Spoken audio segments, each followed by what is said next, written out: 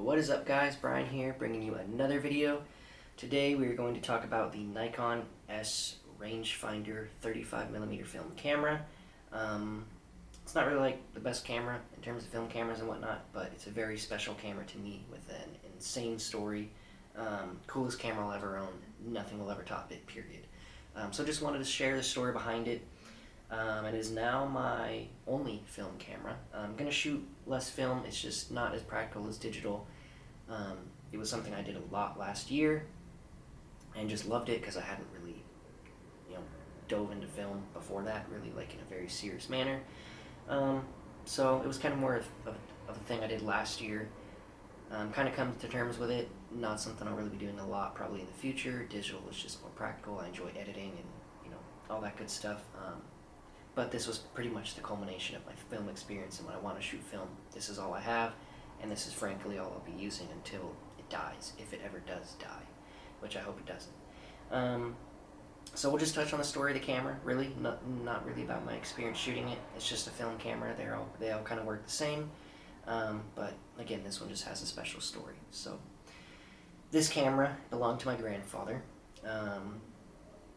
And he got it in 1953 from Camp Drake in Japan while he was stationed there for his time in the Army. He bought this 50mm f2 lens as well. I think it was maybe at the same time, can't really recall. I have all the receipts and stuff, some of it's kind of hard to read, but I do have all the original paperwork. It showed like the date, his rank, all this really cool stuff. But the 50 f2 lens is what I use. The other one is a 35 3.5. 35mm f3.5, not really as good as this lens, also not as sharp, haven't used it, but just not as sharp. So that's kind of where the camera came from. He bought it, don't know what he shot with it, but I got this camera 10 years after he passed, so it wasn't directly given to me, unfortunately, but, sometimes that's just how it works out. We were just helping my grandma clear out the house and stuff, and came across this guy, and it was only 6 months after I got my first DSLR, which I touch on in kind of my origin of photography video. If you want to go check that, I'll put it in the description. So this was my first film camera. 6 months after I started photography, didn't really know how to use it, or really how to even still shoot my DSLR I had at the time, but gave it a try. It was very clear it wasn't working. There's corrosion coming out of it when I got it. The lens was foggy, right? Like the shutter barely fired. You'd have to push the shutter button and wiggle it for it to finally release, and even then it was like very delayed. Like you could tell the shutter speeds weren't working. But kind of just said whatever, put a test roll through it just so I could see, what was going on. And the crazy thing is I got this camera a month before I took a trip to Oregon. First time going to Oregon. Went up to Klamath Falls to visit my buddy Devin. I went with my best friend Travis, who I've known for like 24 years, pretty much since we were 4 years old. And I shot this camera in Oregon for the very first time, which is wild because now I live in Portland, Oregon. And at the time, I had no idea that's where I'd be moving. Didn't know I really even would get this deep and lost into this whole photography thing. So it was just kind of like, a couple crazy coincidences. Maybe it's meant to be, however you want to put it. So shot that stuff in Oregon, had one photo that came out because this camera was not working. Focus mechanism didn't work. I was guessing distances, guessing settings because this has no light meter, all that good stuff. So after that, this camera really just sat, right? It was broken. I couldn't really use it. It wasn't the right place, right time to even try. Couldn't really repair it, didn't know where to take it, didn't really have a way to fund it, so it sat for 5 years straight. And I kind of forgot about it, really, but it was something I always kept, and I was like, I don't even know if it's possible to restore it because it was in such bad condition. Terrible condition. Corroded mess, didn't operate at all right.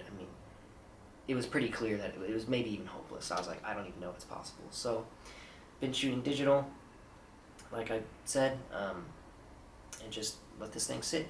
So last year when I started shooting film again, I got a Nikon FM2 and a 51.4, shot that, and then I guess it was maybe 4 months after that, I was shooting tons of film. I was like, okay, I don't think I'm going to stop, right? I'm shooting it next to my digital.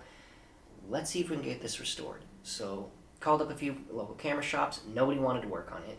There was one place in Japan called Kanto Camera who would work on it, and they machine their own parts and stuff, I think.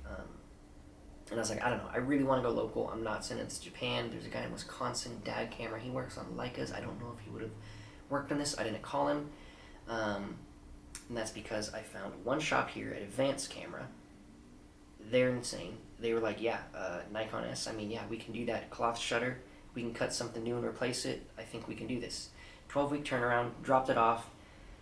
Took a little longer than 12 weeks. Their main tech, or I guess not tech, but the shop owner, I think his name is Dave, super cool guy. He personally worked on this, and it was cool. He was super into it. Like when I went and picked it up, he came out, talked to me, told me what he found, what was wrong with it, why some of the things I noticed weren't working, were not working.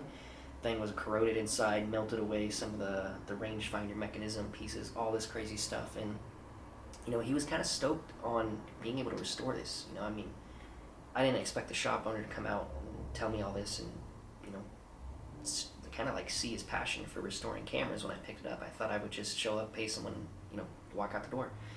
So it was cool. He had a good time restoring it, and it was just, I don't know, it was kind of touching for me because, like I said, it came from my grandfather, and I mean, they were stoked to be able to repair this thing and enjoy the story behind it.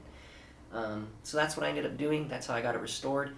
They did an insane job. It looks brand new. They put a custom skin on it. It is army green to match the story about my grandfather's time in the army, and it's worked flawlessly, and I couldn't be more stoked on it. It's a joy to use, and I absolutely love rangefinders. I think they're like the best aesthetic looking cameras, and yeah, that's pretty much the story behind this. I wish my grandfather or grandmother were still around today to see this thing being used, but I'm kind of carrying on his legacy by using this. Forgot to mention, if I'm remembering correctly, he did accounting too after the army, I think, and I'm an accountant, and I'm using his camera, and he was a photographer. So, I don't know, sometimes things just work out like that. But yeah, I think that'll do it.